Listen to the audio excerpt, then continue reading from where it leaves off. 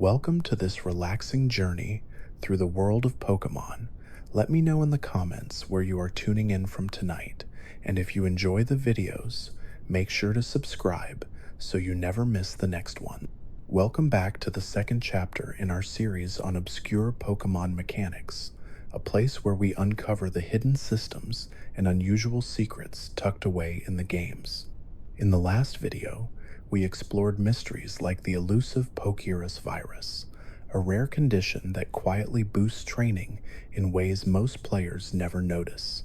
Tonight, we'll continue that journey with a fresh set of strange and overlooked mechanics, each one adding unexpected depth to the world we thought we knew. Beneath the surface of every Pokemon adventure lies a carefully balanced system of numbers, formulas, and invisible checks that determine whether a trainer's actions succeed or fail. Most players know the thrill of throwing a ball and watching it shake before finally clicking shut, but few realize just how many layers of mystery are coded into that simple moment. Capture mechanics are among the strangest hidden systems in the series, and over the years, they have quietly shifted, leaving behind quirks that feel almost like secrets. The earliest games introduced capture as a straightforward chance calculation, but the formula itself was far from simple.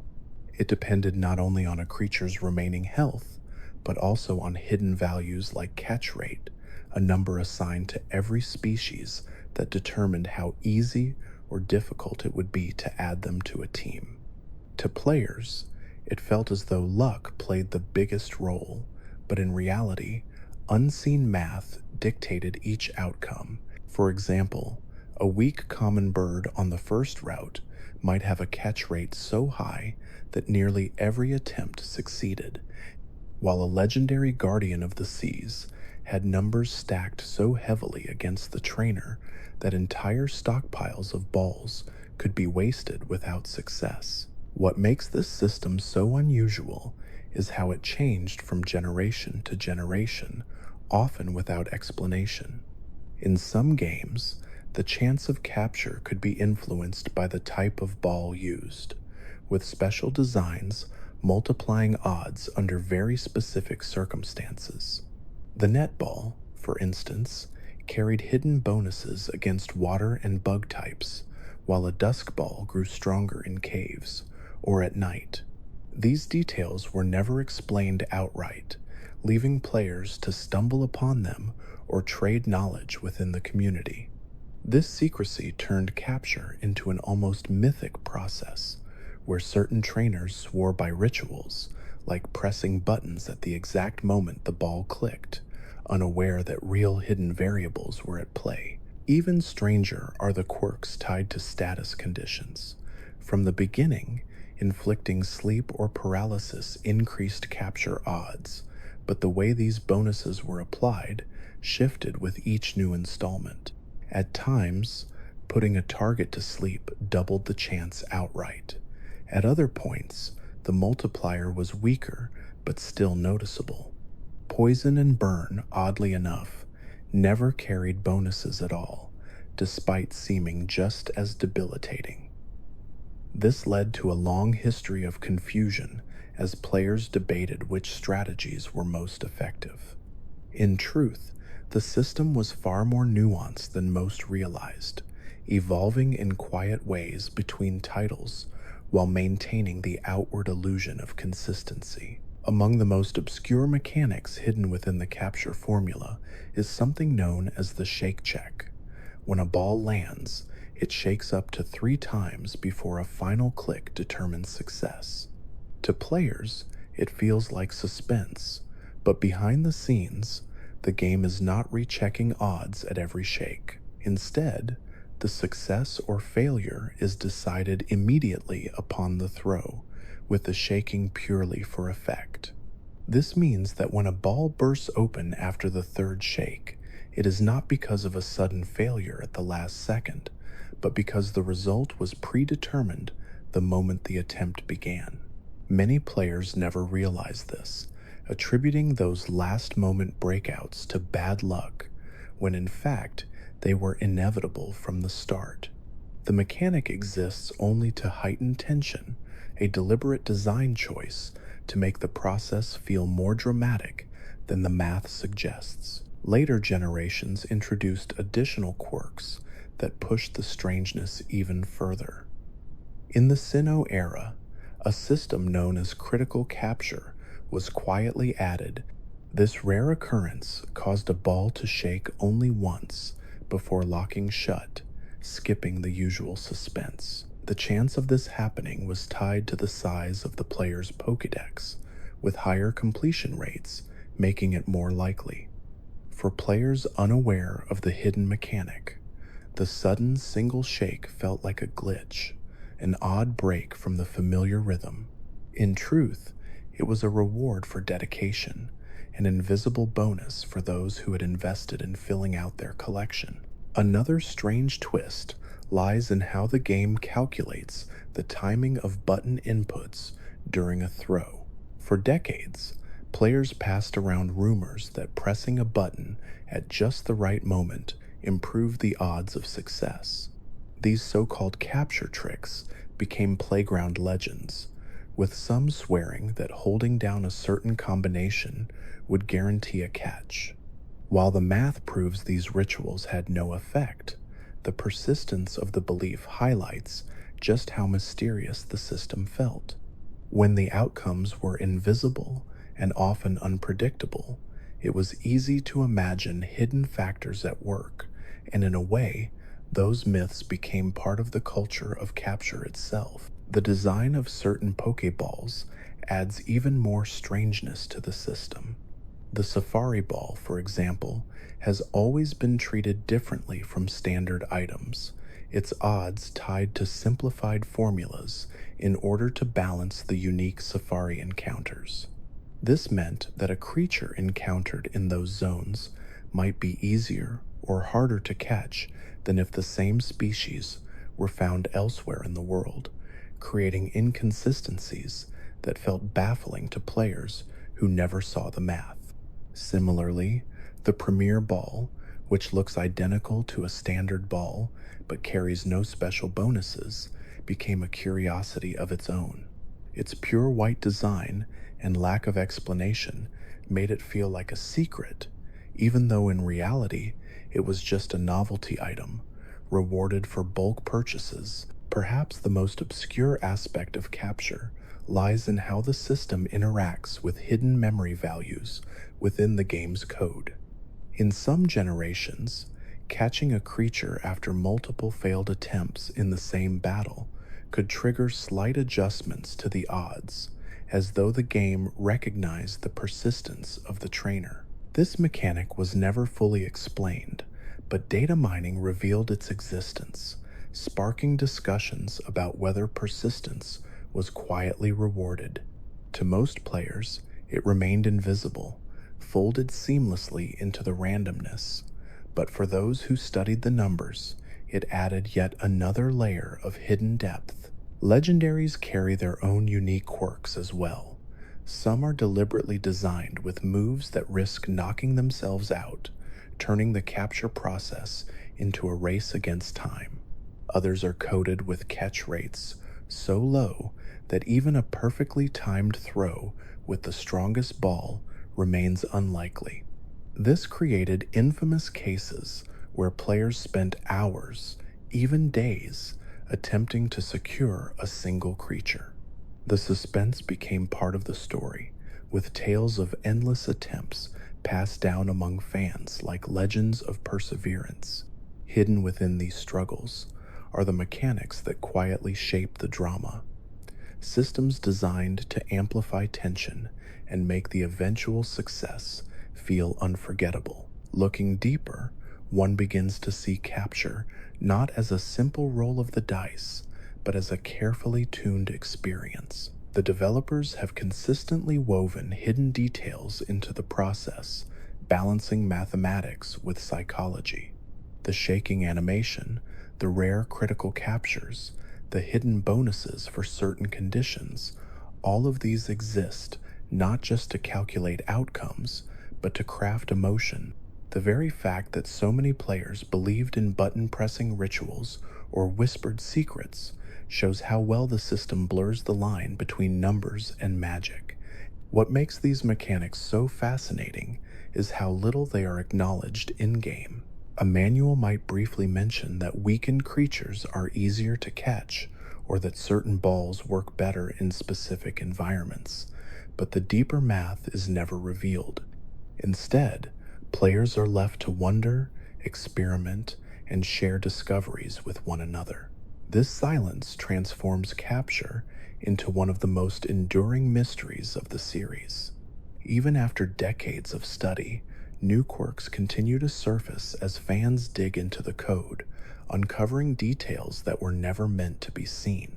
For many, these hidden mechanics are what make the experience so memorable. The uncertainty, the tension, the myths that spread from playgrounds to forums, all of it is rooted in the strangeness of how capture actually works. Beneath the surface, invisible systems determine every outcome, shaping journeys in ways that most trainers will never fully realize.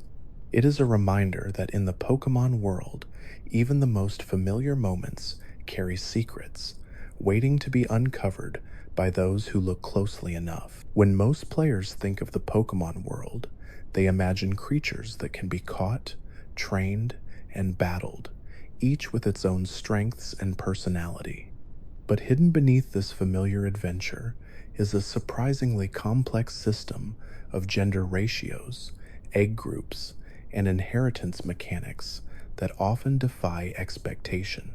These systems, subtle and mostly invisible, quietly shape the way creatures populate the world and how their traits are passed on. They are some of the strangest mechanics in the series because they rarely behave in the ways players expect. From the very beginning, the concept of gender was built into the series, but its implementation is anything but uniform. While many species are evenly split between male and female, others are skewed in extreme ways, with some existing almost entirely as one gender. Certain species have a ratio of 87.5% male and only 12.5% female, a quirk designed to make breeding more difficult. Starters often fall into this category, ensuring that players could not easily flood the game with eggs of rare species. On the opposite end of the spectrum, some species are always female, such as a certain pink egg-shaped healer, while others are always male, like a blue fighting type humanoid from Kanto. And then there are those with no gender at all.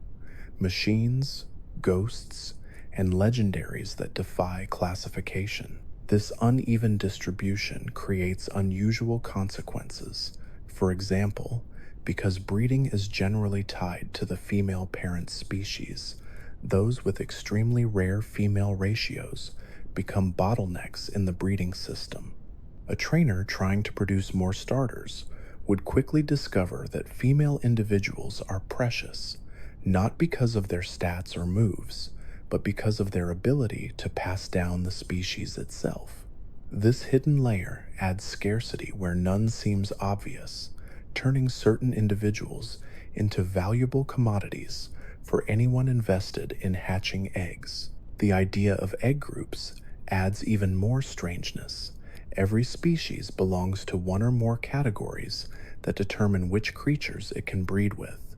These groups are not always intuitive. A large dragon might be compatible with a delicate butterfly because they share a classification, while two similar-looking species might be unable to breed at all. The rules behind these groups have little to do with appearance and everything to do with hidden coding decisions. This has led to bizarre combinations where unexpected pairs can produce offspring despite having no obvious connection. For casual players, these discoveries can feel like accidents, while for breeders, they become tools for passing down specific moves. Move inheritance itself is one of the most fascinating quirks of the system. Known as egg moves, these are abilities a creature would not normally learn through leveling up, but can receive from its parents under certain circumstances. A male parent that knows a specific attack can sometimes pass it down to the offspring, creating combinations that feel like secrets. For example, a spiky brown mammal might inherit a drill-like attack from an unlikely parent, giving it an unexpected edge. These oddities encouraged experimentation, leading players to try unusual pairings just to see what would happen. The result was a breeding system that felt half science and half mystery, filled with discoveries that were rarely explained outright. Another strange mechanic is the way natures can be passed down. Introduced in the third generation, natures subtly alter a creature's stat growth, and for years they seemed entirely random. But hidden within the breeding system was the ability to influence them using a simple item. If a parent holds an Everstone, there is a strong chance the offspring will inherit its nature. For dedicated breeders, this discovery was revolutionary, allowing them to manipulate the process and build teams with optimized personalities. Yet, because it was never explained in the main story, many players never realized the trick, leaving them puzzled as to why some offspring consistently shared traits with their parents. Gender plays another role in inheritance through certain evolutionary lines. A specific ant-like species from Unova, for example, has different appearances depending on whether it is male or female, with the queen form being exclusive to females. This means that producing the rarer variant is directly tied to gender ratios, a subtle mechanic that influences not just breeding, but the very availability of certain forms. Similar quirks exist in other species where only one gender can evolve or learn a particular move, adding yet another invisible layer of complexity. Then there is the case of creatures that cannot breed at all. Baby Pokémon, introduced in the Johto era, are completely excluded from the system until they evolve. This means that no matter how many times a trainer leaves a Pichu at the daycare, it will never produce offspring. At first glance, this seems logical, but it creates odd inconsistencies when compared to other young-looking species that can breed without issue. Similarly, legendaries are almost universally excluded, with very few exceptions. This ensures their rarity, but raises lore questions. If they cannot reproduce, how do they exist in the first place? The games never answer this, leaving the mystery intact. The concept of regional forms adds even more strangeness to breeding. In some cases, pairing a regional variant with a normal form produces offspring of only one type, regardless of the parentage. For example, an Alolan version of a familiar fox might still produce the standard Kanto offspring under certain conditions, as though the variant does not pass down its traits in the same way. These quirks blur the line between form and species, creating confusion for players who expect breeding to reflect what they see. Shiny inheritance is another mechanic that quietly shapes the system. While shinies are rare enough on their own, breeding introduces a small but real chance of passing down the trait. With the introduction of the Masuda method, named after a Game Freak director, pairing parents from different language games dramatically increases the odds of hatching a shiny offspring. This mechanic was never explicitly revealed in the games, but once discovered, it transformed breeding into one of the most popular shiny hunting methods.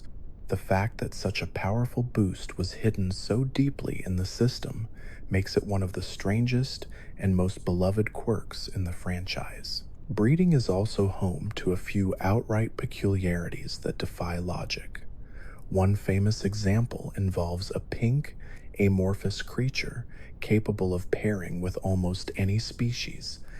Because it can take the place of either gender, it becomes the ultimate tool for producing offspring, even though in the lore, its biology makes little sense.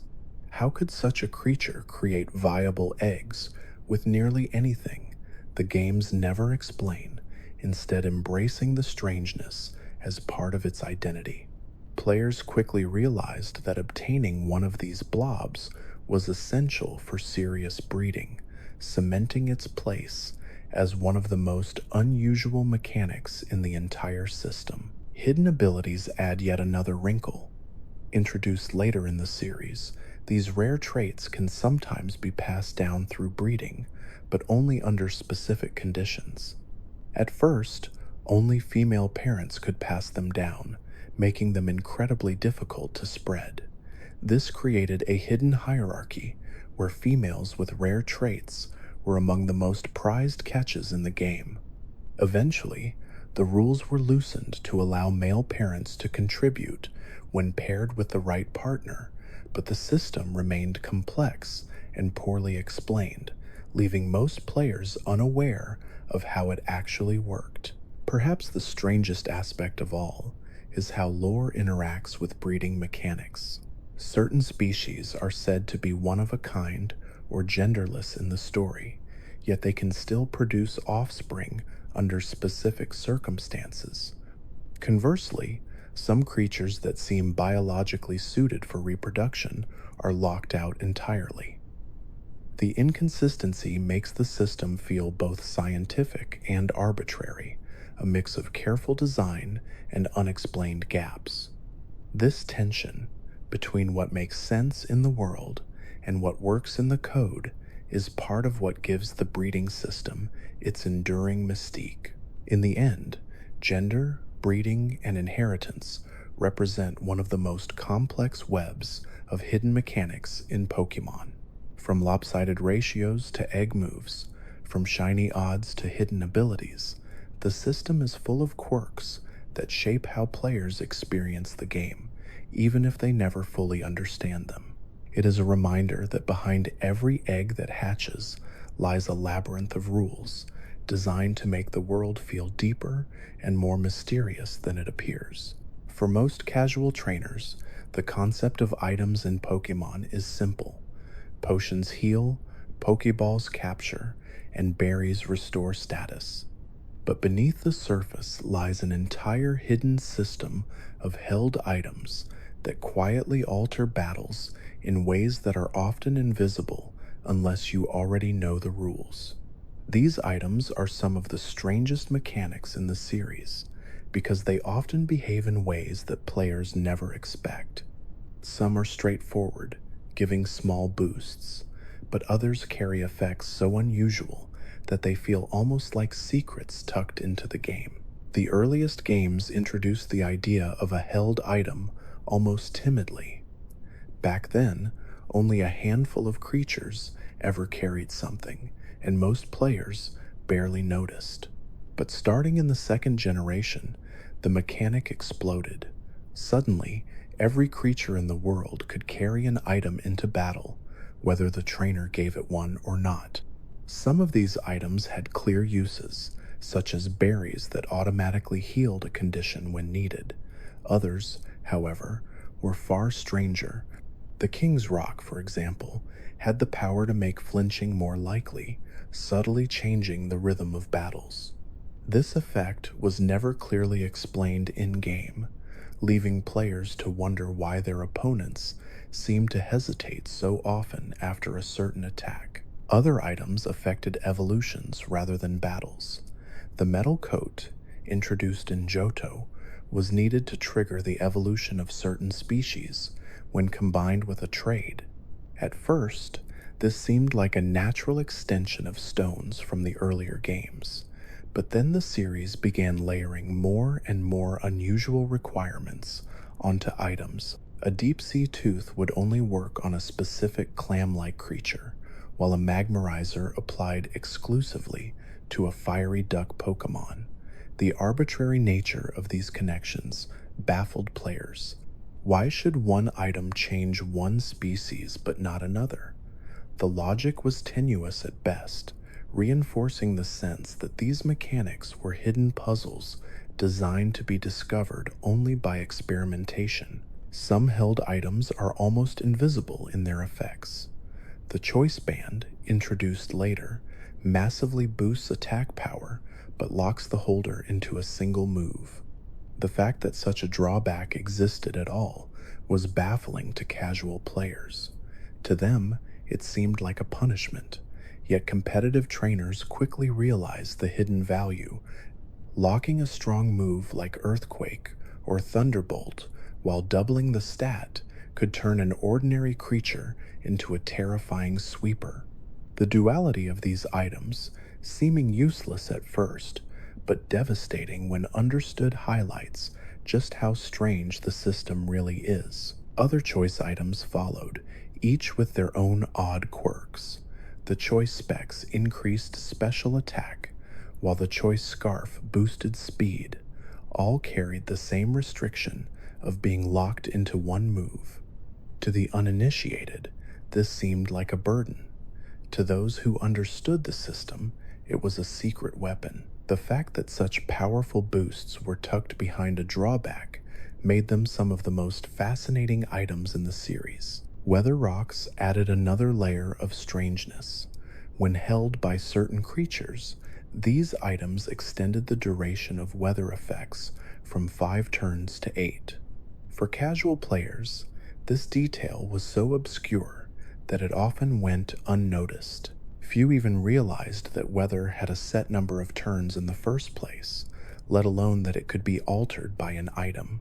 Yet for competitive battles, these tiny differences became critical, shifting entire strategies around the length of a sandstorm or the persistence of rain. Berries, though seemingly simple, hide some of the strangest mechanics of all. Beyond the obvious healing, certain varieties activate only under highly specific conditions. Some increase attack when the holder's health drops below a threshold. Others cure confusion, but only if that was the most recent status inflicted. A few even interact with the opponent, like the Jaboka and Roop berries, which punish contact moves or special attacks. These niche effects are so rare that most players never encounter them, making their very existence feel like hidden treasures buried deep within the game's code. Then there are items that feel almost like jokes. The stick, for instance, boosts the critical hit rate of only one species, while the light ball doubles the power of a yellow mouse mascot when it holds it.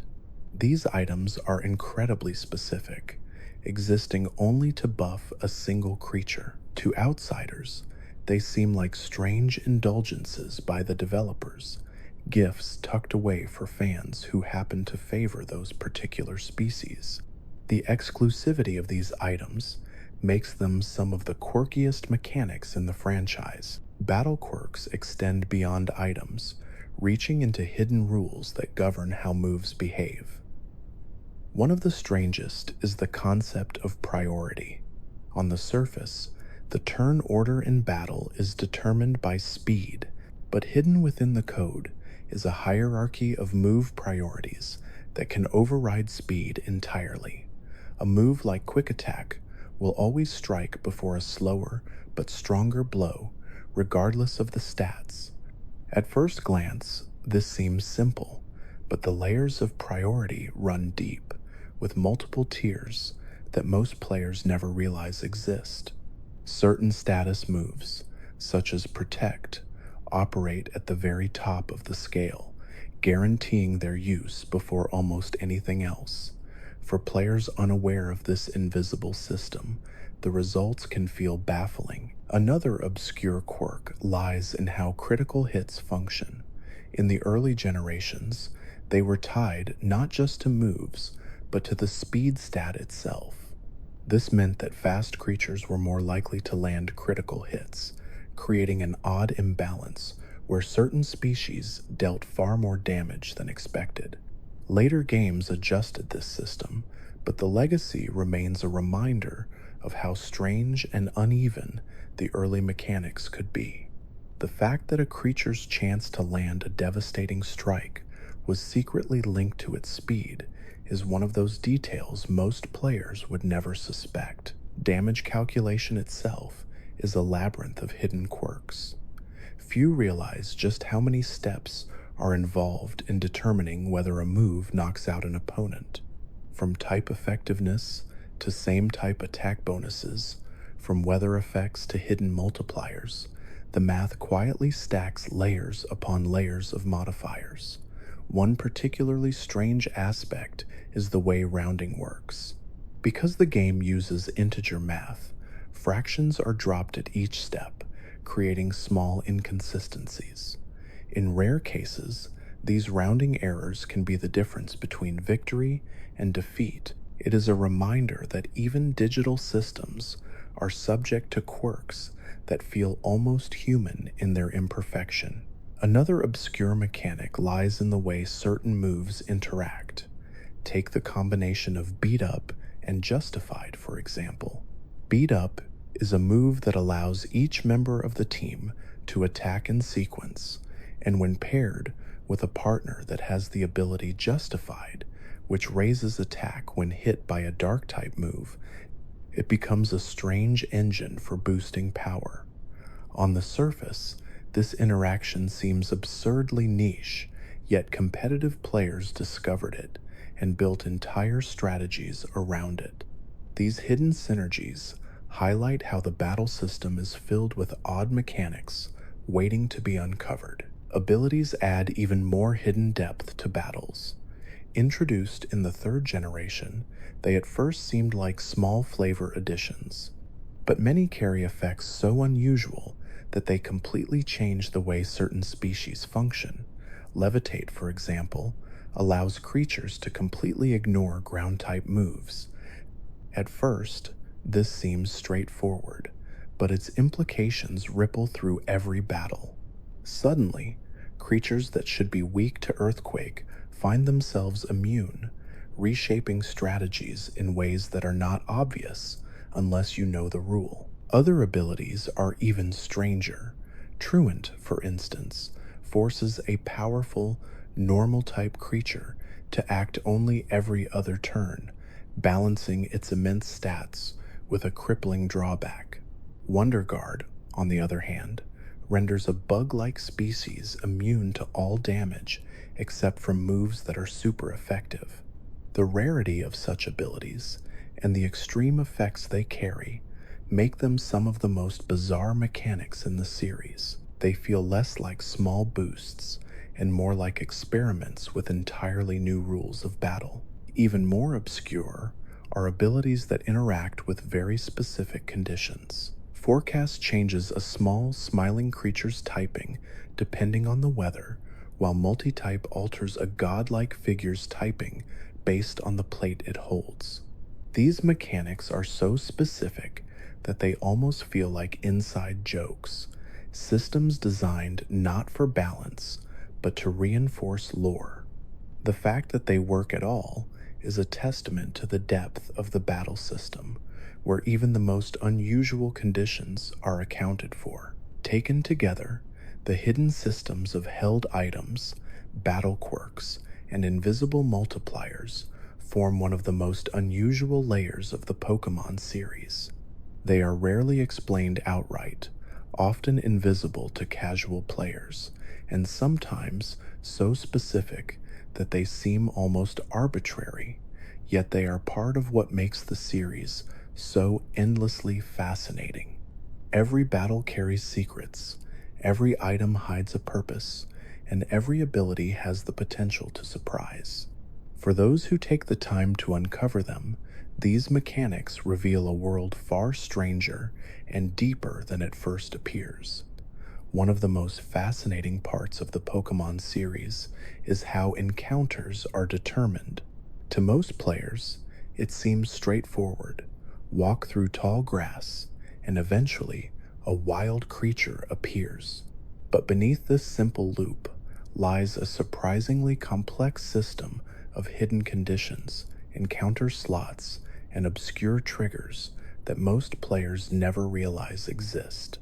These mechanics, often buried in the game's coding, determine not only what you find, but also when, how, and sometimes even if you can encounter a specific species at all. In the earliest titles, encounter rates were deliberately uneven. Some creatures had odds as high as 50%, meaning they seemed to appear constantly, while others were given vanishingly small percentages, sometimes as low as 1. These hidden numbers shaped entire generations of memories. A child walking through the same patch of grass might swear that certain species never appeared, while their friend claimed to find them often. Both were right, because luck determined whether those rare slots were ever filled. This obscurity made exploration feel like discovery, but it also meant that many players never encountered certain Pokemon without guides or trades. By the time the second generation arrived, the developers began experimenting with environmental triggers beyond simple grass. Time of day suddenly mattered. A bat-like Pokemon might swarm caves at night, but be absent during daylight. A pink, dream-themed species appeared only in the small hours of the morning. These changes were never explained clearly in-game. Players who stumbled into nighttime encounters sometimes thought they had found secret versions of creatures, not realizing that the system quietly tracked an internal clock. The addition of these hidden schedules gave the world a sense of life, as though the creatures themselves had routines separate from the player's journey. Another obscure mechanic introduced in Johto involved swarming. Certain species would only appear in large numbers on specific days, announced by NPCs in casual conversations. Without talking to those characters, players might never know that a route teemed with rare fish-like creatures or psychic cats for just 24 hours. These swarms were invisible otherwise, a mechanic that required not only luck, but also awareness of the world's social fabric. It blurred the line between storytelling and gameplay, making encounters feel tied to a living region rather than static programming. Ruby and Sapphire expanded the concept even further with hidden tiles on water surfaces, where encounters could trigger only under certain conditions. Feebas became infamous for this mechanic, appearing on just 6 random tiles of one river at any given time. The tiles themselves shuffled whenever the game's trendy phrase in Dewford Town changed, meaning the odds of finding one without guidance were astronomically low. Players who happened to fish on the right tile sometimes thought they had discovered a once-in-a-lifetime miracle. In reality, they had stumbled into one of the most obscure encounter mechanics in the entire franchise. The developers also tied encounters to weather in Hoenn. Some creatures appeared only during rain, while others seemed to vanish under bright sunlight. The idea that the sky itself influenced who you could meet added depth to exploration. Yet because weather patterns were semi-random and shifted only after certain in-game actions, the connection was often invisible. Many players thought they were imagining it when species seemed to vanish during droughts or storms. This blending of natural phenomena with encounter logic made the world feel dynamic, even though the system was ultimately hidden within the code. Overworld mechanics themselves hide countless secrets. One of the strangest involves honey trees, introduced in the Sinnoh games. Players could slather honey on certain trunks, wait several hours in real-world time, and return to find a creature drawn to the scent. What made this mechanic unusual was how unpredictable it was. Different trees had different odds for different species, and some of the rarest encounters appeared only on specific trees scattered across the region. To make matters stranger, the waiting period aligned with the internal clock, meaning that if you missed the window, the opportunity was gone. For many players, the system felt opaque, leading to endless speculation about which trees were lucky or whether patterns existed. The truth was buried in complicated probability tables that almost no one saw until years later. Another overworld quirk lies in how hidden abilities or forms can appear only under specific circumstances. In certain generations, creatures encountered in the Friend Safari, for example, had guaranteed hidden abilities, while the same species found elsewhere did not. This meant that location alone determined traits invisible at first glance. For players unaware of the mechanic, two identical looking creatures might actually differ dramatically in potential. Such details reinforce the idea that the world was filled with mysteries lurking beneath the surface. Event-based encounters are perhaps the strangest of all. Some of the most famous creatures in the series have been locked behind distributions that occurred only once in history. To obtain them, players had to attend real-world gatherings, connect to arcane systems like infrared signals or special cartridges, or in some cases, even mail their game to Nintendo for modification. Without those opportunities, the creatures simply did not exist in a player's version of the world. The exclusivity turned them into legends, whispered about on playgrounds and forums. Someone who had attended the event might be the only person in a neighborhood with a mythical being, elevating them to near mythical status themselves. What makes these events even stranger is how the developers sometimes tied them to incomplete or hidden storylines. In Ruby and Sapphire, the event distribution for a certain sea-based mythical was supposed to unlock a location called the Marine Cave, accessible only with a special ticket. Without the event, the cave remained sealed forever. Similarly, Fire Red and Leaf Green contain the code for islands that could never be reached without official event items. The data sat hidden on every cartridge, taunting players with inaccessible mysteries. This raised endless speculation about whether the islands could be unlocked through cheats, glitches, or secret conditions. In reality, they were gated permanently behind items distributed only at official gatherings, making them some of the strangest examples of content hidden in plain sight. Later generations introduced wireless events, which solved some of the accessibility issues, but created new quirks. Creatures obtained this way often carried moves, ribbons, or items unobtainable elsewhere. In some cases, these distributions were the only way to see a move's animation in-game. For example, a mythical being distributed with the move Draco Meteor represented one of the few times that particular animation could be viewed tied to a species outside its usual learn set. These one-off oddities reinforced the sense that the world of Pokémon was not uniform, but shaped by fleeting opportunities that could vanish forever. Another obscure system lies in the mechanics of roaming legendaries. Introduced in the second generation, these creatures wandered the region randomly after being released, forcing players to track them across routes. What made the system unusual was how their positions were determined. Each time the player moved from one area to another, the game recalculated their location, often shifting them to an adjacent route.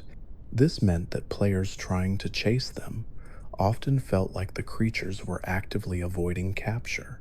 To make matters even more frustrating, the roamers would flee immediately after one turn of combat unless trapped by a specific move or ability.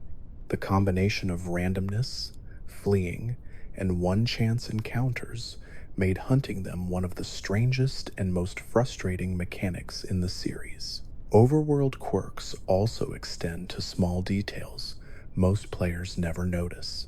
In certain games, the background music shifts slightly when a shiny creature appears in the overworld, even before the battle begins. This subtle cue was never explained, leaving those who noticed it unsure if they had imagined it.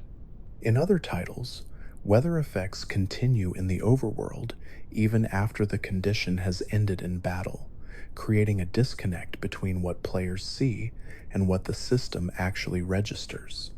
These small inconsistencies reinforce the sense that the world of Pokemon is more complicated than it seems, a patchwork of overlapping systems that occasionally reveal their seams. The Safari Zone deserves special mention as one of the strangest overworld systems ever implemented. Instead of traditional battles, players had to rely on throwing bait or rocks before attempting a capture. The mechanics behind these options were poorly explained, and in some cases even contradictory. Bait was supposed to keep creatures around longer but lowered catch rates, while rocks increased catch odds but made escape more likely. In practice, the formulas often behaved unpredictably, leading players to debate endlessly about whether bait ever worked at all. Even today, the exact math remains a point of fascination, with fans diving into the code to uncover the truth. Underground systems introduced in Sinnoh added another dimension of strangeness. Players could dig for fossils and spheres, create secret bases, and even trigger encounters through activities entirely separate from the main overworld. This hidden second world within the region was filled with quirks, such as time-based regenerations of treasures and the odd economy of spheres acting as currency.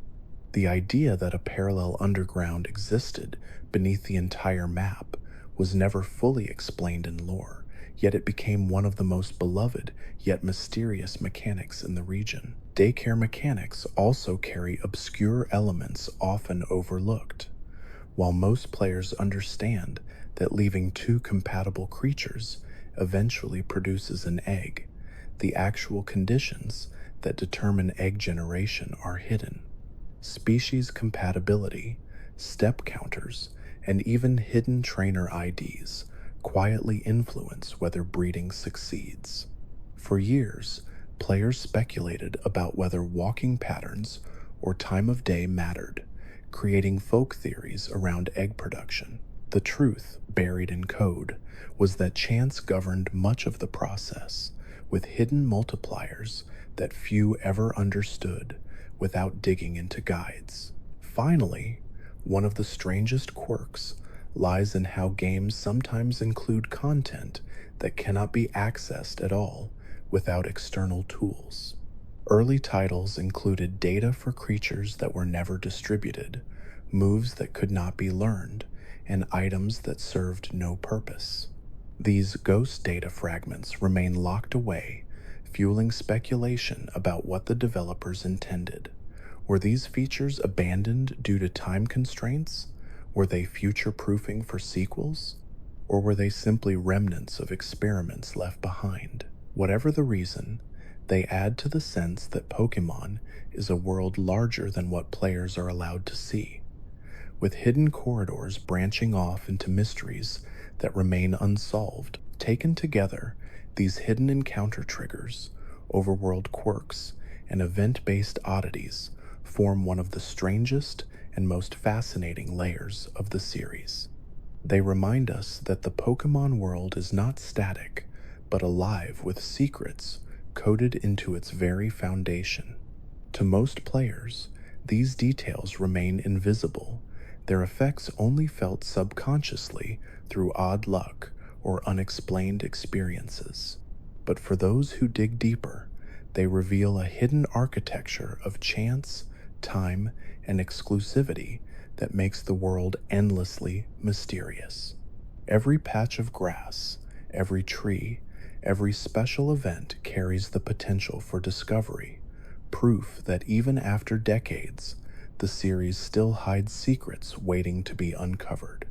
The battle system in Pokemon has always been presented as straightforward. A trainer chooses a move, the opponent responds, and one side eventually faints.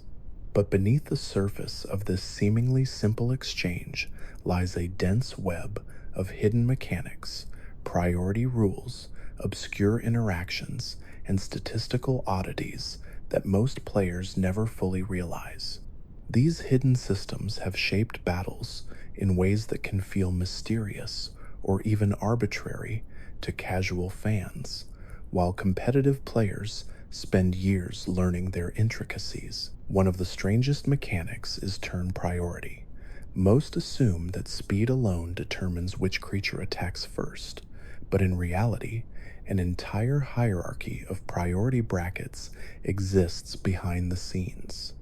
Certain moves, like quick attack or extreme speed, operate on higher priority levels, ensuring they activate before standard attacks regardless of speed stats.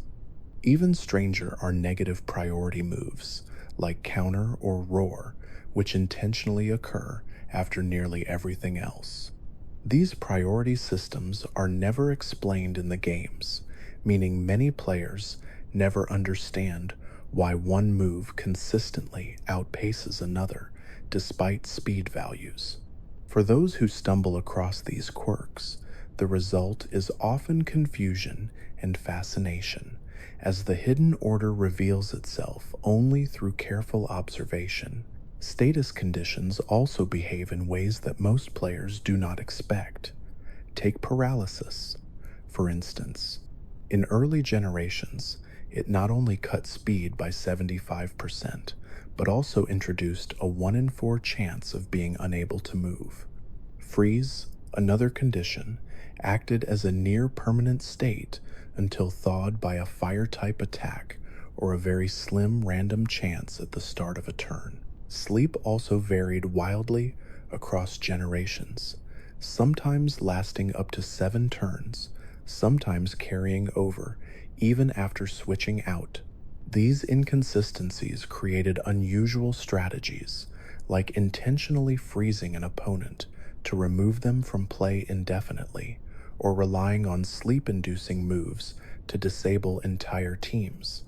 The developers adjusted these mechanics over time, but their unpredictable nature in the early games cemented them as some of the strangest quirks in the battle system. Critical hits are another system that feels random but hides deeper mechanics.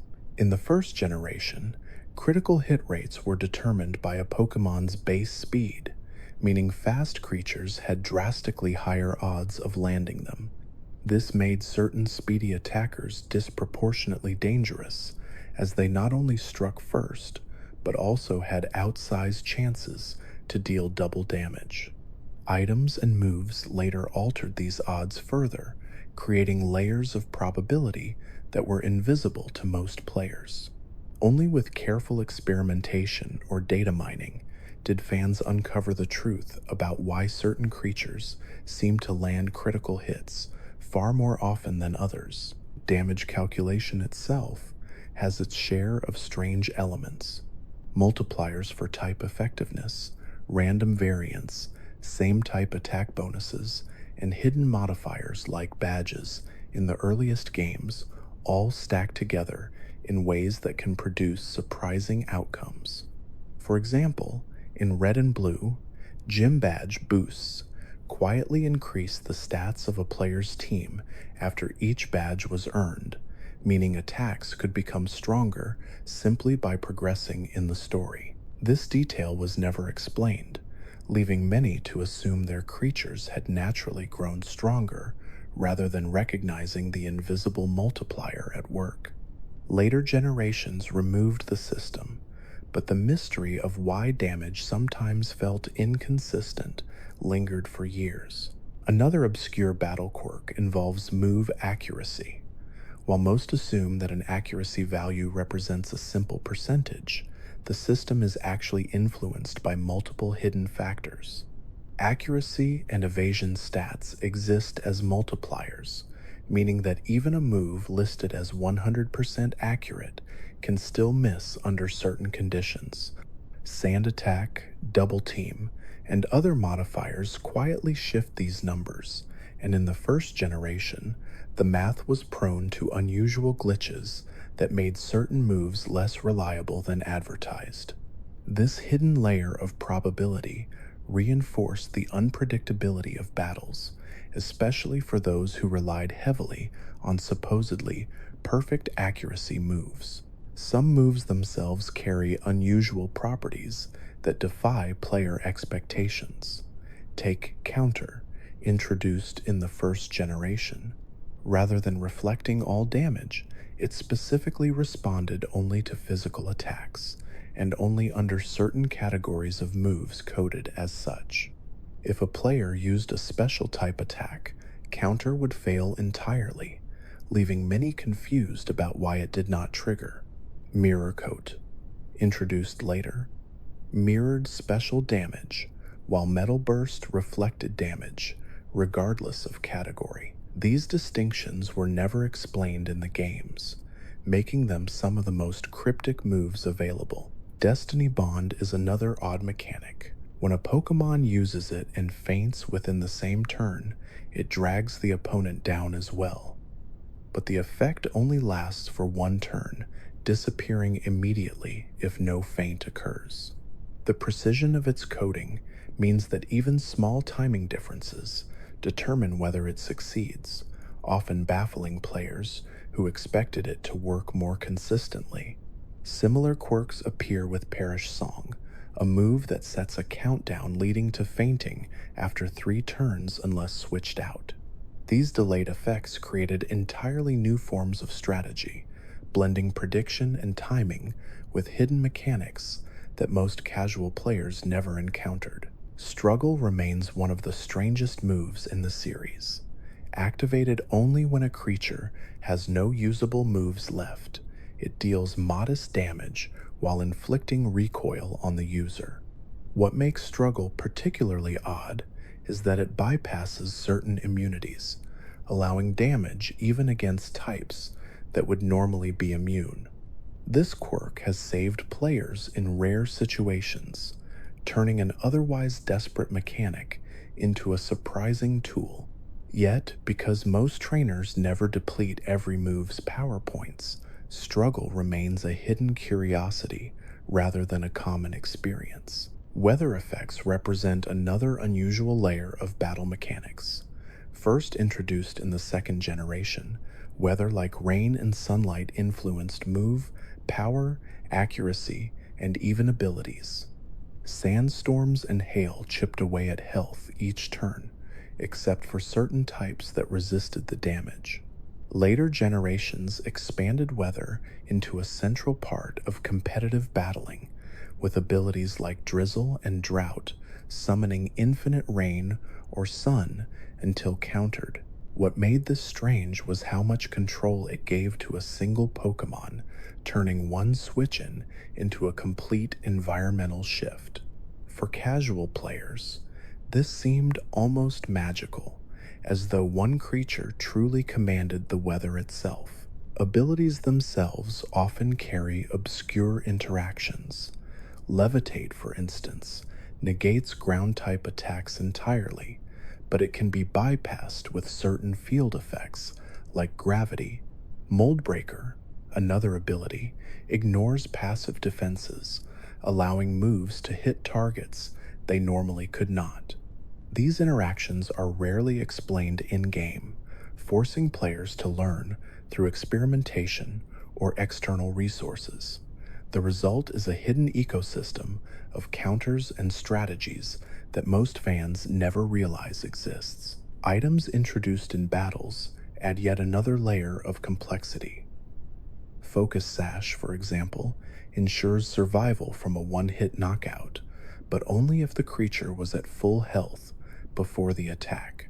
Choice items lock a Pokémon into one move in exchange for stat boosts, a mechanic that feels counterintuitive to those who stumble upon it. Even berries carry strange quirks, some activating only under specific health thresholds, others reversing stats or inflicting status conditions as side effects. The sheer variety of these hidden item rules means that battles can behave in ways that seem inconsistent until one understands the deeper mechanics. Double and triple battles introduce their own share of oddities. Certain moves change behavior entirely, depending on the number of participants. Earthquake, for example, strikes all creatures on the field, including allies, while moves like Surf hit multiple opponents, but spare teammates in later generations. Targeting mechanics can also be strange, with moves like Follow Me redirecting attacks or Helping Hand boosting an ally's strength. These dynamics rarely appear in the main story, meaning that most players never experience them outside of specialized facilities or competitions. The obscurity of these systems makes them some of the least understood aspects of Pokemon battling, despite their potential for deep strategy. Even something as simple as switching carries hidden rules. When a creature faints, the replacement is chosen before the next turn begins, but certain moves like Pursuit allow damage to occur during the switch itself. This unusual exception to the turn order caught many players off guard, as it punished retreat in a way no other move did. Similarly, hazards like Spikes and Stealth Rock activate upon entry, quietly draining health before a new Pokemon even acts. The existence of these passive effects turns switching into a tactical decision rather than a simple reset, further deepening the hidden strategy of battles. Perhaps the strangest battle mechanic of all involves the random number generator itself. Each attack's damage is determined not by a fixed value, but by a range that fluctuates slightly each time. This ensures that even identical moves against identical targets can produce different results. For casual players, the variation is invisible, but for competitive players, it becomes critical, as survival or defeat can hinge on whether damage rolls high or low within the range. The fact that entire battles can swing on such hidden randomness highlights the peculiar balance between strategy and chance at the heart of the system. These obscure mechanics together reveal that Pokemon battles are far more complex than they first appear. From hidden priority brackets and cryptic move interactions to invisible accuracy formulas and environmental effects, the system operates like a vast machine beneath the surface. For casual players, these details remain unseen, shaping outcomes in ways they may never understand. For dedicated fans, however, uncovering these secrets becomes part of the adventure, turning battles into puzzles of knowledge and prediction. For most players, a Pokemon journey feels complete once the champion has been defeated and the credits roll. Yet the developers have always hidden another layer of depth beyond the main adventure, filling the postgame with systems and mechanics that often go unnoticed. These features are not always flashy, but they add complexity and obscure challenges for those who look deeper. Understanding them reveals how carefully the series balances casual accessibility with hidden rewards for persistence. One of the earliest examples of unusual postgame systems was the addition of the Battle Tower in the second generation's Crystal version. Unlike standard battles, this facility enforced strict rules. Levels were capped, certain species were banned, and the format forced trainers to fight with unfamiliar constraints. For many players, the Battle Tower was their first introduction to the idea of competitive style rule sets, a stark departure from the freedom of the main story. The mechanics behind it were never explained clearly in-game. Terms like clauses existed only in the code and in the communities that studied them, but they quietly shaped how players approached battles. For children playing casually, the sudden difficulty spike felt almost unfair, yet it represented an intentional glimpse into the deeper systems of the series. Later, the Battle Frontier expanded on this concept in Emerald, Platinum, and Heart Gold, divided by Soul Silver. Each facility operated on its own set of peculiar rules. The Battle Factory, for instance, forced players to rent creatures rather than bring their own, introducing the idea that victory depended less on preparation and more on adaptability. The battle pike offered hallways of chance encounters, some filled with battles, others with status effects or healing items, blending randomness with skill. The battle pyramid emphasized exploration, turning the facility into a maze where resources had to be carefully managed. What united all of these systems was their strangeness. Each twisted the familiar mechanics of Pokémon into something entirely different, challenging assumptions and forcing players into new styles of play. For many, these facilities were a source of frustration, but for others, they were among the most rewarding experiences the series ever offered. Ribbons are another obscure mechanic tied heavily to the long-term experience of the games. Introduced in the third generation, they began as small decorative rewards for achievements, such as winning contests or completing difficult facilities.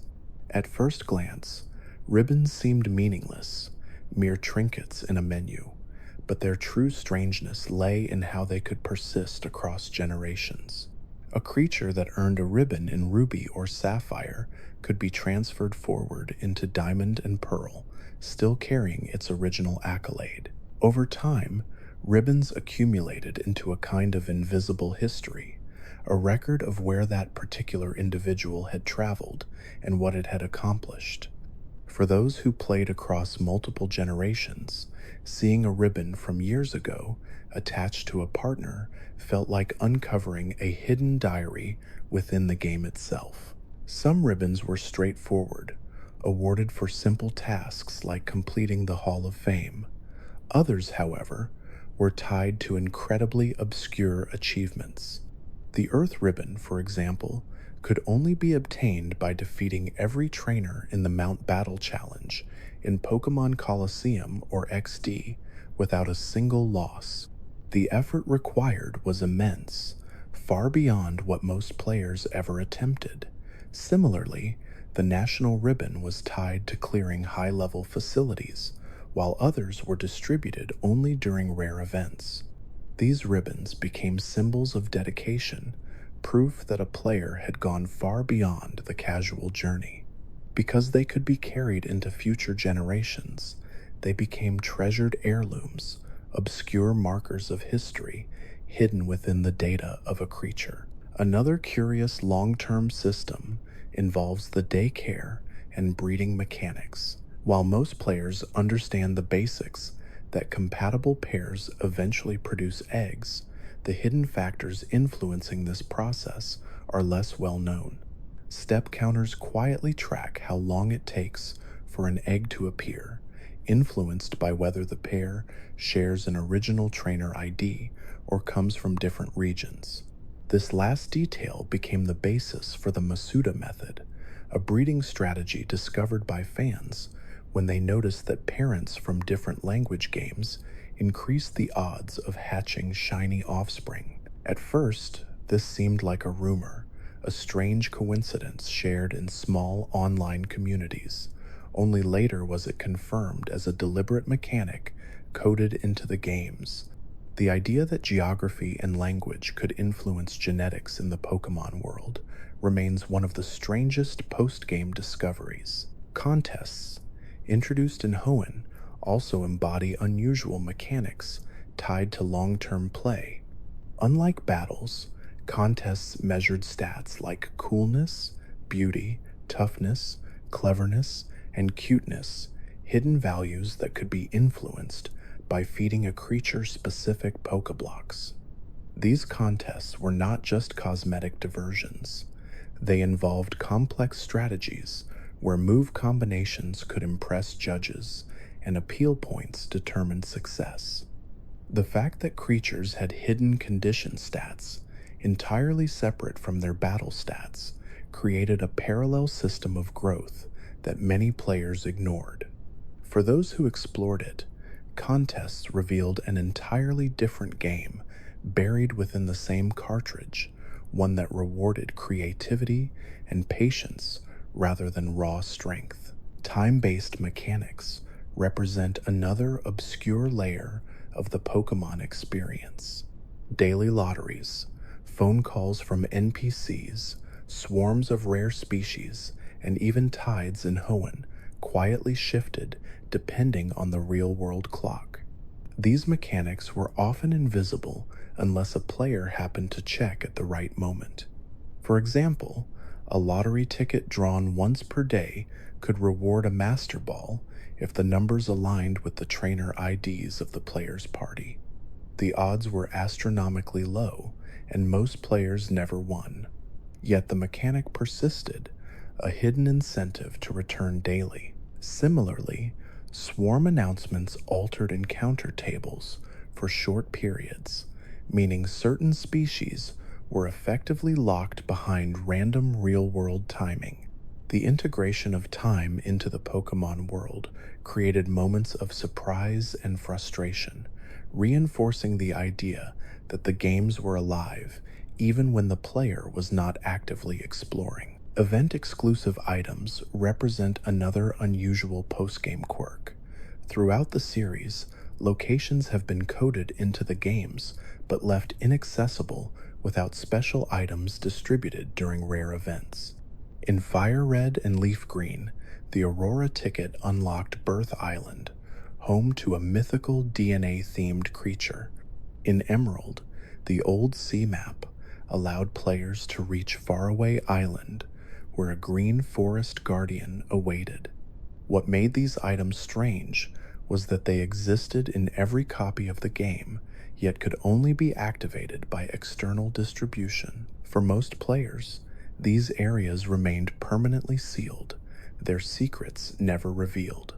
Decades later, discovering the code for these islands within the cartridges has fascinated fans, serving as a reminder of just how much hidden content lies locked away in the series. One of the more obscure long-term systems is the concept of effort ribbons and condition limits.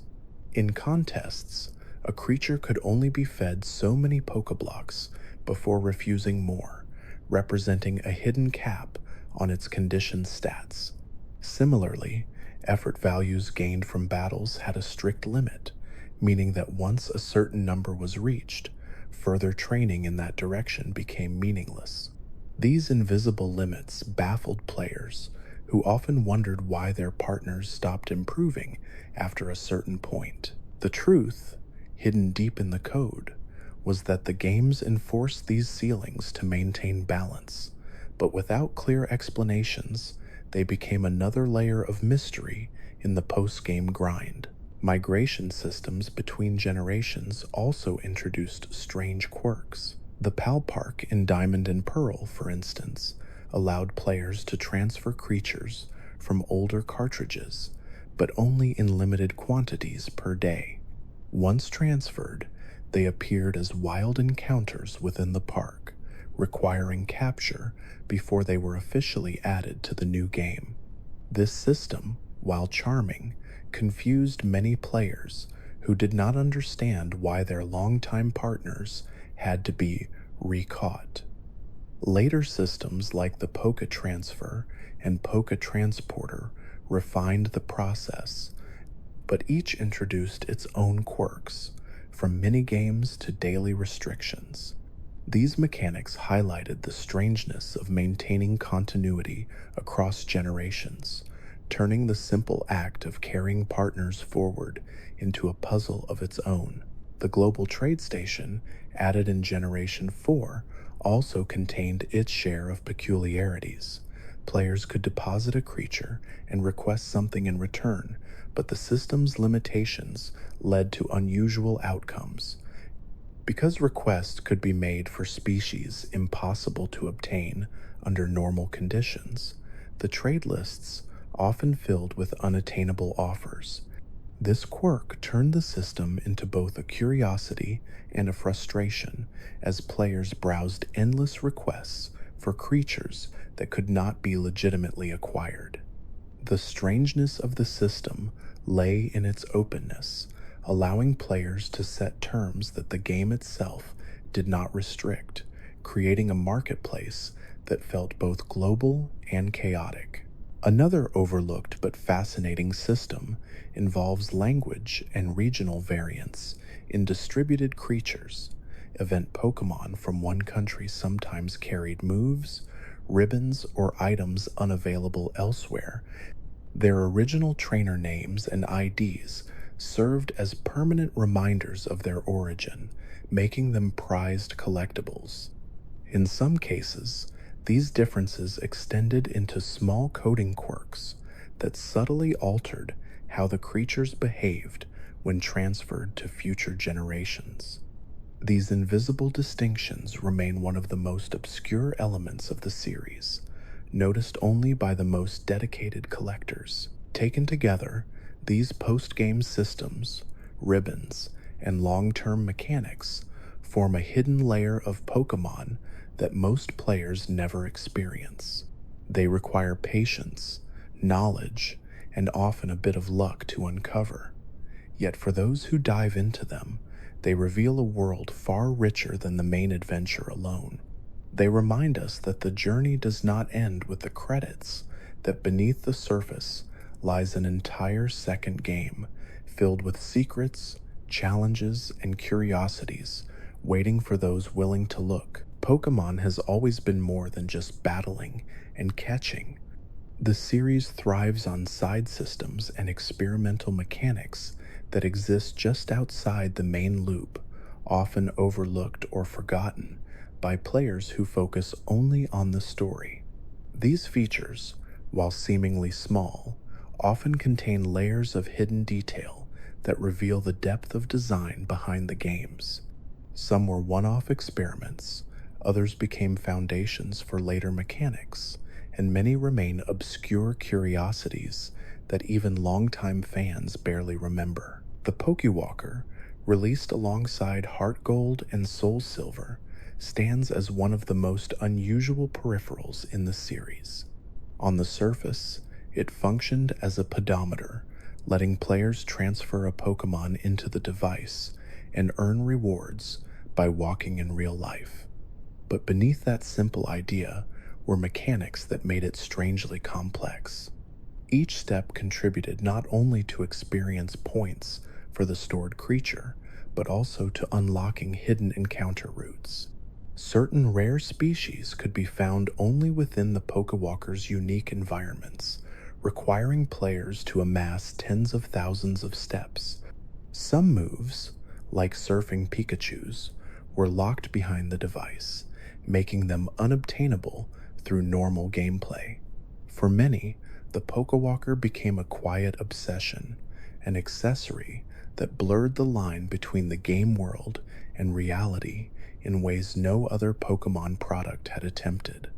Its obscurity today lies in just how many secrets it held, from hidden encounter tables to step-based thresholds almost no one knew existed without data mining. Another strange side system was the Dream World, introduced in Generation 5.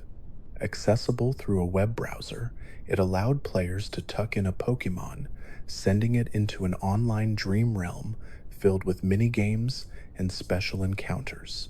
The Dream World contained exclusive abilities that could not be obtained elsewhere, meaning that competitive play was subtly shaped by a feature many players ignored. Some of the most famous hidden abilities, such as those granting new immunities or weather effects, first appeared here. Yet the Dream World was also fleeting. When the servers shut down, its content vanished forever. This temporary nature made it one of the strangest experiments in the series, an entire layer of gameplay that now exists only in memory and preserved data. Pokemon Amy, later rebranded as Pokemon Refresh, introduced another hidden system that altered gameplay more than players realized. On the surface, it seemed like a simple bonding minigame, letting trainers pet and feed their partners. But beneath the cuteness lay hidden affection bonuses that dramatically influenced battles. High affection partners were more likely to land critical hits, dodge attacks, or survive hits that should have knocked them out. They could even break free from status conditions like paralysis or poison out of love for their trainer. None of this was clearly explained, meaning many players thought they were simply lucky when improbable survivals occurred. In reality, the affection system had rewritten the rules of battle, offering invisible advantages to those who invested time in bonding. Contests and their later variations also represented obscure side systems. In Hoenn, contests measured beauty, coolness, and other categories rather than strength, requiring players to feed Pokeblocks that altered hidden condition stats. Later, in Sinnoh, these were updated to visual performance stages, where accessories and dance routines mattered as much as move choice. These systems created a parallel game of strategy and presentation that many players ignored, but those who engaged with them discovered hidden depth. The obscurity lies in how these stats, completely separate from battle values, interacted with each other. A perfectly planned contest build could sweep entire categories, but without understanding the underlying mechanics, most trainers never realize the potential of these features. Another obscure feature tied to side mechanics was the use of secret bases. Introduced in Hoenn, secret bases allowed players to carve out personalized spaces within the world. What seemed cosmetic at first actually hid layers of functionality. Decorations sometimes carried hidden attributes, such as altering encounter rates for visitors or unlocking specific interactions. Later generations reimagined secret bases as multiplayer hubs, letting players battle or trade through them. The sheer variety of decorations, many tied to rare items or special events, made completion a difficult task. Yet because the system was optional, many players never saw more than a handful of its possibilities, leaving the rest hidden away in unused corners of the world. The underground in Sinnoh expanded this concept with mining, sphere trading, and secret base creation beneath the region. What made it obscure was the regeneration mechanics buried in the system. Items respawned after specific intervals, meaning that patient players could slowly accumulate rare fossils and evolutionary stones. Spheres acted as a strange currency, decaying over time unless carefully managed. The idea that a hidden economy existed beneath the main game was never made obvious, and most casual players dismissed the underground as a distraction. Yet for those who explored its depths, it revealed a system of resource management, trade, and hidden rewards that rivaled the main adventure in complexity. Another layer of obscure mechanics ties to friendship and affection systems. While players were vaguely aware that certain evolutions depended on happiness, few understood the precise conditions behind it. Factors like walking steps, leveling up, item use, and even fainting influenced hidden values that the game never revealed directly.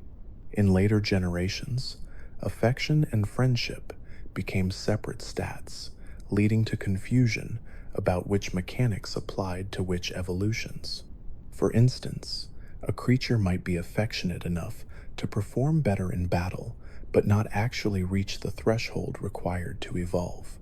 This separation baffled players who assumed the systems were identical, highlighting how hidden values could alter progression in ways invisible to the uninitiated. Side systems also included unusual features like swarms and daily events. In Diamond and Pearl, certain rare species appeared only during swarms announced by NPCs, creating fleeting opportunities tied to real-world days. Hoenn had tides that altered which areas could be accessed, and Sinnoh introduced rotating daily events such as contests, lotteries, and special trainers appearing in locations. These systems were obscure not only because they were hidden, but because they required players to check at specific times. Missing a window meant losing the opportunity, adding to their elusive nature. Even multiplayer systems carried obscure quirks. The Union Room in earlier handheld titles allowed wireless communication, but hidden within it were features like record mixing, which quietly synced data between players. This led to strange outcomes, such as NPCs in one player's game suddenly referencing achievements from another's. Secret bases and even TV broadcasts were sometimes updated through these invisible exchanges. For many, these changes felt uncanny, as if the game world had developed memories beyond their own actions. In truth, it was the result of hidden systems designed to reward social play. Later generations introduced features like O-powers and roto-powers, temporary buffs that altered gameplay in subtle ways. Many players ignored them, yet these powers could dramatically influence capture rates, experience gain, or item discovery. Their obscurity came not from complexity, but from presentation. They were tucked into menus or tied to NPC interactions that many skipped over. Those who used them gained quiet advantages, often without realizing just how impactful they were. The most recent titles continued this tradition with features like the curry-making system in Galar and picnics in Paldea. These activities seemed playful and minor, yet they carried hidden benefits such as increased friendship, egg production rates, and encounter boosts.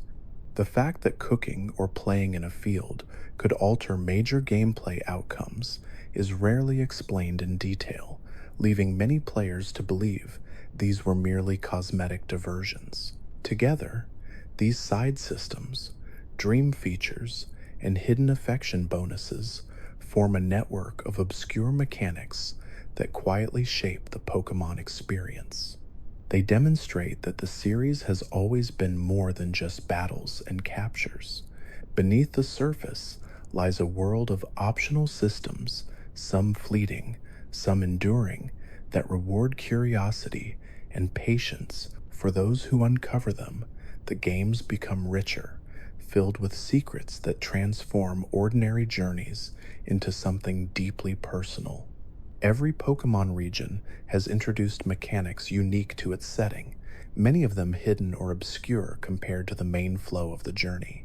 These regional quirks often go unnoticed, yet they shape how players explore, train, and even understand the world around them.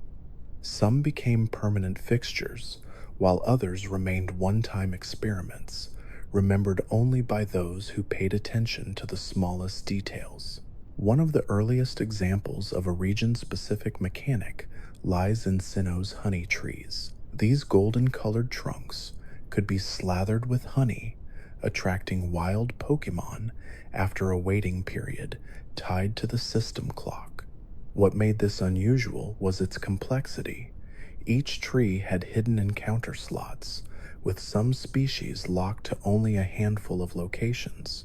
Rare creatures like Munchlax appeared on just a few trees in the entire region, and even then at extremely low odds. The mechanic was never fully explained in-game, leaving many players to believe some trees were simply luckier than others. In truth, it was an intricate system of probability tables and hidden design choices, making honey trees one of the most obscure encounter systems in the series. The DexNav in Omega Ruby and Alpha Sapphire introduced another strange regional mechanic. This tool allowed players to chain encounters by sneaking up on Pokémon in the grass. The more times a player encountered the same species in a row, the higher the chance of rare features appearing, such as hidden abilities or improved stats.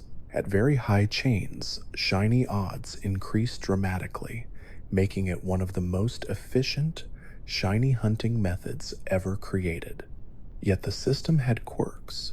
Chains could break, if the player accidentally ran too far, if a wild battle interrupted, or even if the Pokemon simply noticed them approaching. Mastering the Dex Nav required a careful balance of patience and stealth, and many casual players never realized how powerful it was. For those who did, it became one of the most beloved obscure mechanics in the franchise. In Alola, the introduction of Totem Pokemon added yet another layer of complexity.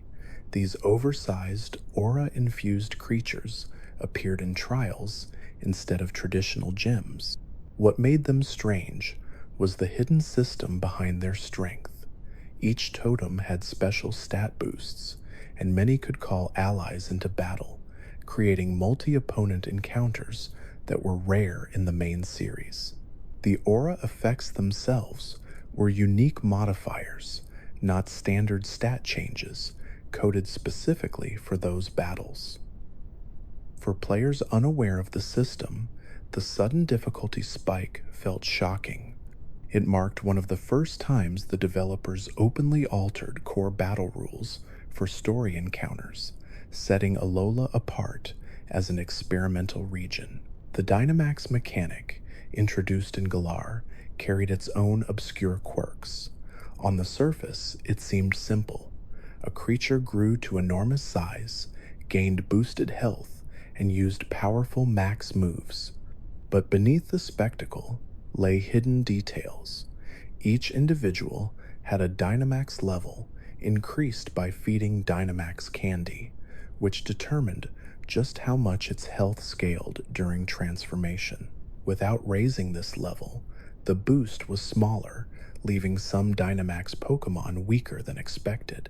Furthermore, max moves carried secondary effects beyond raw power-raising team stats, summoning weather, or setting terrain. These subtleties made Dynamax far more strategic than it first appeared, yet the games rarely explained them clearly.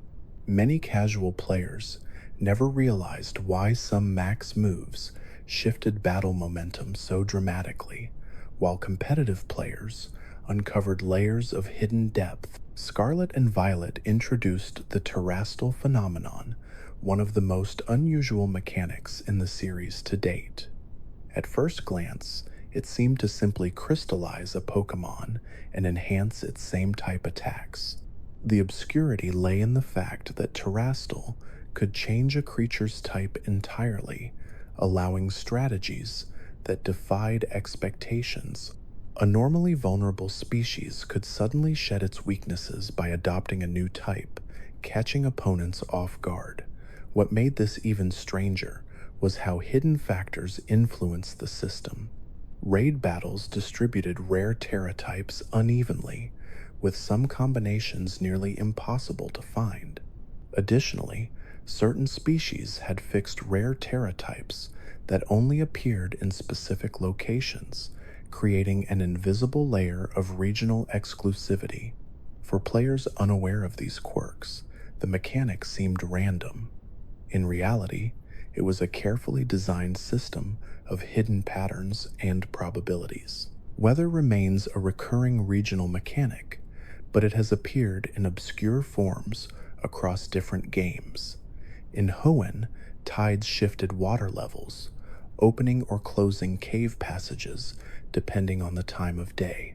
In Galar, weather determined which wild Pokemon appeared in the overworld, with some species locked to conditions like thunderstorms or sandstorms. The obscure part of this system was how weather was tied to the Nintendo Switch's internal clock, cycling on a monthly pattern that many players never noticed. This meant that certain encounters were effectively locked behind real-world dates, creating a hidden calendar of availability. Only dedicated hunters tracked these patterns, uncovering one of the most obscure encounter systems in modern titles. Another regional quirk comes from swarm mechanics. While swarms began in Johto, they evolved over time. In Sinnoh, television broadcasts announced daily swarms of specific species, altering encounter tables across the map. In Unova, swarms appeared as shaking grass patches in specific areas, blending the mechanic with the new phenomenon of visible overworld rustling. Each region reimagined the system slightly, creating subtle differences that players might never notice unless they compared games directly. The obscurity lies in how these mechanics were quietly altered, hidden beneath familiar appearances. Fishing also carried obscure regional quirks. In certain games, fishing spots appeared as bubbles in water, and chaining consecutive bites increased shiny odds or encounter chances for rare species. Missing a bite broke the chain, adding pressure to what seemed like a casual pastime. The system encouraged patience and rhythm, rewarding players who mastered timing. Yet, because it was never explained in detail, many assumed it was pure luck. In reality, it was one of the most structured, shiny hunting methods available, hidden within a simple rod mechanic. Another obscure mechanic tied to regions was the introduction of field abilities and overworld effects. In Hoenn, certain creatures could be taught moves like Rock Smash or Surf, which not only enabled exploration, but also triggered hidden encounters. Rock Smash, for instance, occasionally produced wild battles with unique species, turning a utility move into a subtle encounter mechanic. Similarly, Headbutt trees in Johto produced specific species, some available only during certain times of day. These quirks blended exploration with battling in ways that felt natural but were rarely explained, leaving many players to discover them only by accident. Later regions introduced specialized facilities tied to these mechanics. In Alola, the Poképelago let players send creatures on expeditions to gather items or train while idle. What seemed like a minor side feature actually contained hidden growth systems, with yields scaling based on the number of creatures assigned or the time spent away.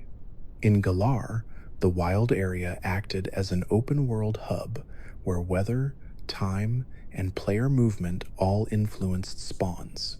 Certain rare encounters appeared only under very specific conditions, such as a single tile of tall grass during a thunderstorm. These hyper-specific details turned casual exploration into a treasure hunt, rewarding those who noticed patterns invisible to most. The strangest regional mechanics often came from experiments that never returned. Mirage spots in Omega Ruby and Alpha Sapphire offered daily rotating islands, accessible only by soaring through the sky with a Latios or Latias. These areas contained rare legendaries or valuable items, but their appearance depended on the internal clock and sometimes the Street Pass function of the Nintendo 3DS. Because the conditions were so specific, many players never saw more than a handful of these locations, leaving vast amounts of content effectively hidden. Similarly, Black and White's hidden grottoes appeared in fixed places, but only regenerated items, and Pokémon after specific steps were taken, another mechanic tied to invisible counters. When viewed together, these regional quirks reveal just how experimental the series has always been. Honey trees, Dexnav chains, Totem auras, Dynamax levels, and Terastal types all reflect a willingness by the developers to hide depth behind simple surfaces. For most players, these mechanics pass unnoticed, shaping encounters and strategies without explanation. But for those who study them, they reveal an intricate world where every region carries its own secrets, where discovery lies not only in story progression, but in uncovering the invisible rules that govern the world.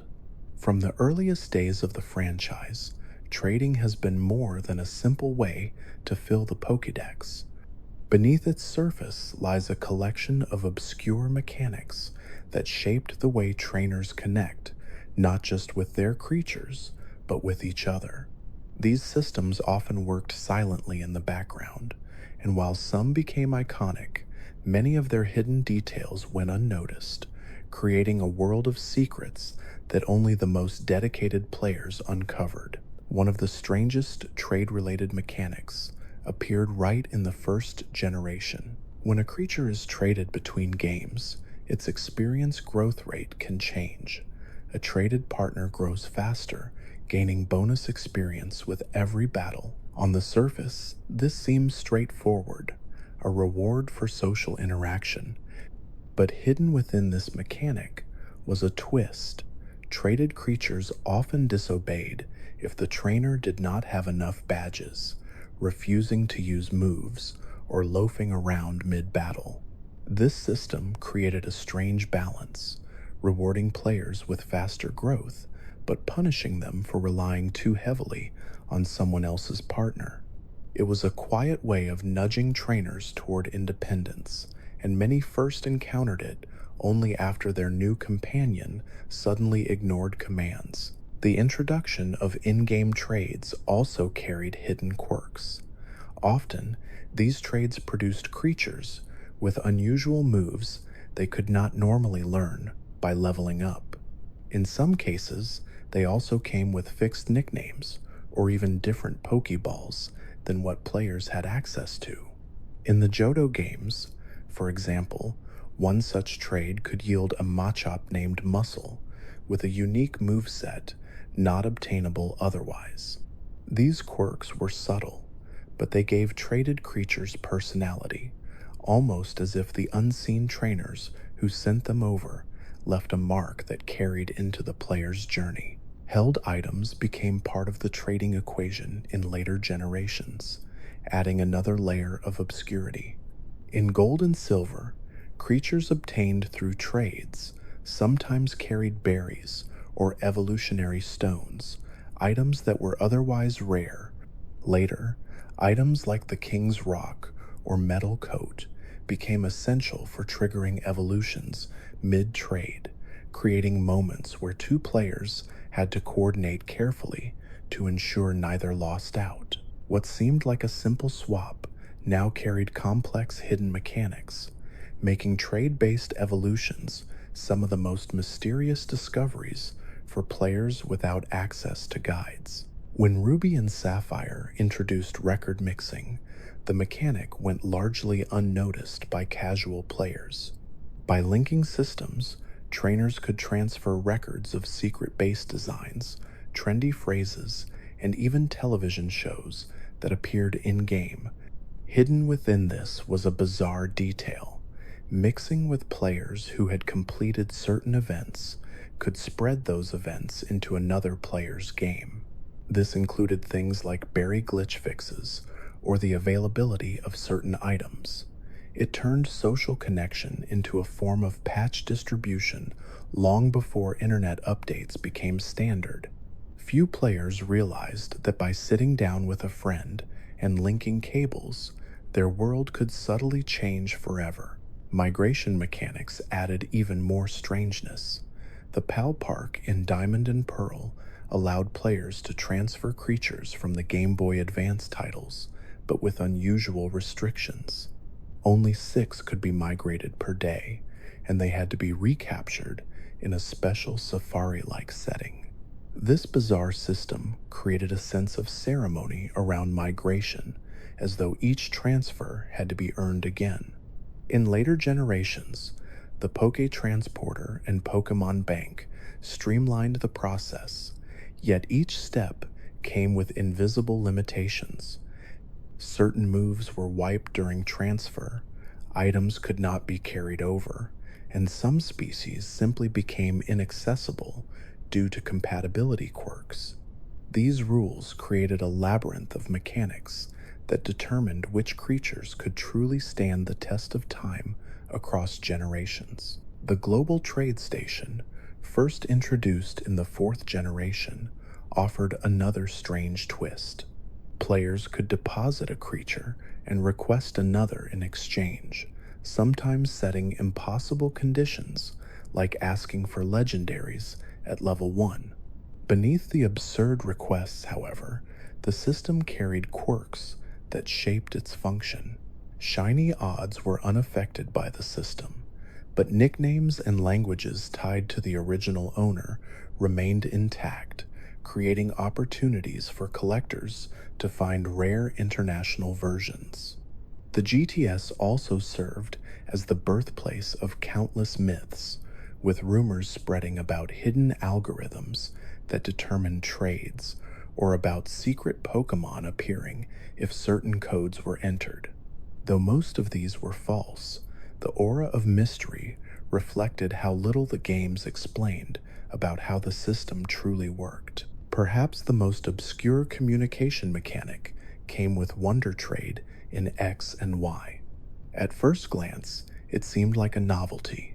Put up a creature, and in return, receive a random one from another trainer anywhere in the world. But the hidden systems behind it made it more than just chaos. Wonder Trade became a vector for event distribution, hacked creations, and rare shinies being spread far beyond their original origins. The randomness carried a strange cultural weight, turning every trade into a lottery. For many players, it was their first taste of a global community, a reminder that even in a simple exchange, the world was vast and unpredictable. Street Pass and local wireless functions created even more unusual mechanics. In the Alola region, the Festival Plaza relied heavily on these features. Players could encounter avatars of others they had passed in real life, unlocking mini-games and rewards.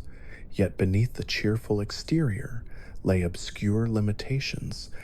Certain shops and items only appeared if enough interactions were logged, meaning that some players, without regular Street Pass opportunities, missed out entirely.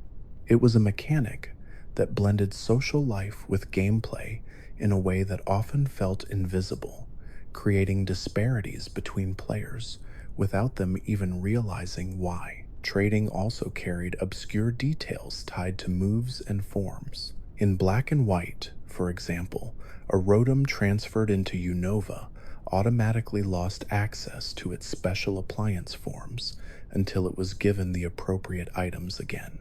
Similarly, certain alternate forms, like Shaman's Sky form or Deoxys's variations, reverted upon transfer between games.